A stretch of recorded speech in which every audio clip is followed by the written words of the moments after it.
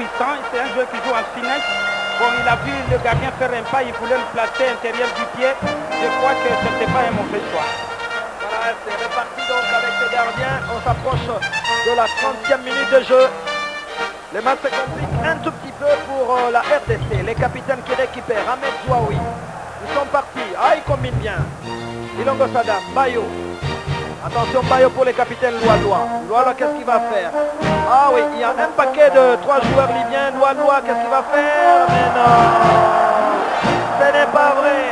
Ah oui, il est allé très très vite quand même. TGV a tiré un train en grande vitesse face à ce moment-là, vous comprenez? Il risque même de couper la gare. C'est peut-être l'Eurostar hein, qui relie l'Angleterre à l'Europe continentale. Lui maintenant qui est allé à l'Europe continentale dans l'équipe d'Olympiakos en Grèce. Mais c'est un coureur. Loa a des péchés dont il ne peut pas se débarrasser. Il est comme ça, c'est sa nature, c'est sa manière d'être. Bon, on ne sait pas trop le blâmer. Voilà. C'est un joueur important, il a le poids qu'il faut. Loa qui nous a fait toujours l'amitié de revenir dans cette équipe nationale qui pour le moment, Loa il totalise 21 sélections.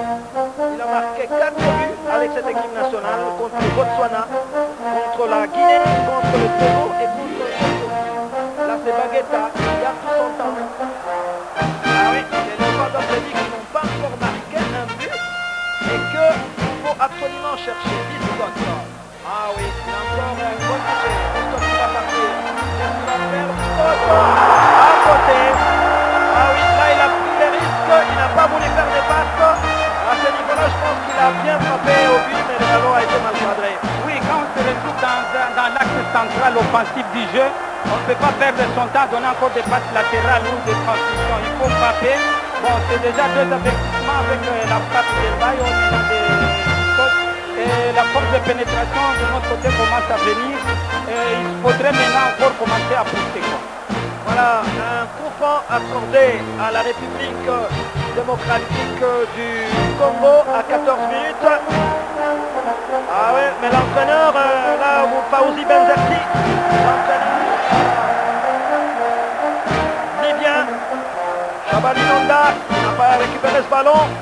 Alors ce que j'ai constaté, Albert, il y a toujours 5 Libyens qui se positionnent très très vite en défense.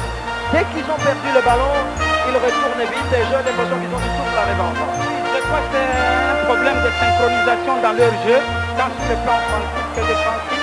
Il y a un regroupement, un repli collectif rapide derrière et ils sortent en bloc. Bon, c'est la preuve qu'ils ont quand même pas mal joué ensemble. Mais concernant le remplacement, moi personnellement, j'ai pensé entre Ilongo et Solola. Il faudrait qu'un des joueurs défensifs descendent. Je ne sais pas pourquoi l'entraîneur pense. Parce que petit à petit, Mbayo commence à rentrer dans le match et Mbala est bien dans le coup. Bon, peut-être que le remplacement peut venir de ces 2 joueurs-là. Voilà, il y a une négligence tout à fait en défense, la fois ça. Le Libyen pouvait exploiter cette occasion et marquer un but pour papa.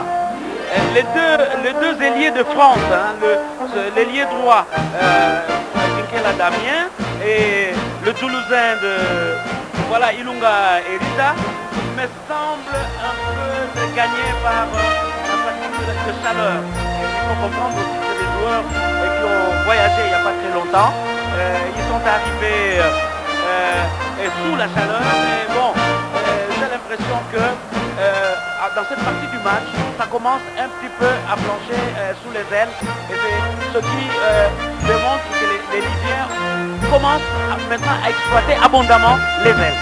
Pour le moment, on sent une équipe libyenne qui a beaucoup de cohésion par rapport aux léopards de la RDC. Ils jouent ensemble et vous savez que les joueurs viennent de l'ossature de Al-Ittihad, donc ils se connaissent bien. Et voilà, les joueurs libyens sont à la maison pour la plupart, ce ne sont pas des professionnels, donc ils se retrouvent régulièrement, ce sont des enfants pratiquement du même quartier, ils ont de moyens, je pense qu'ils ont des bons salaires également, il n'y a pas de raison que ces joueurs s'expatrient, ce qui explique que la cohésion y est. Même enfin, en face de Matumona Ronda, vous le voyez bien, en train de remplir sa fiche qui va sortir, nous ne savons pas. Alors là, c'est le Libyen qui va récupérer. Chabani Nonda tout seul, il va faire la passe. Il a bien joué pour Loa. On laisse Quentin à l'entrée de la surface de réparation. Loa est rentré. Qu'est-ce qu'il est tout seul, Albert? Je pense qu'il faut libérer le ballon à un certain moment. Oui, il faut libérer. Bon, il n'y a pas de soutien. Il n'y a pas eu un joueur de jeu quand même essayer de faire un dédoublement dans le dos pour donner des solutions quand il a la balle au pied. Et à un certain moment, plus le temps passe, les autres se regroupent. Alors même l'efficacité du joueur s'amenuise.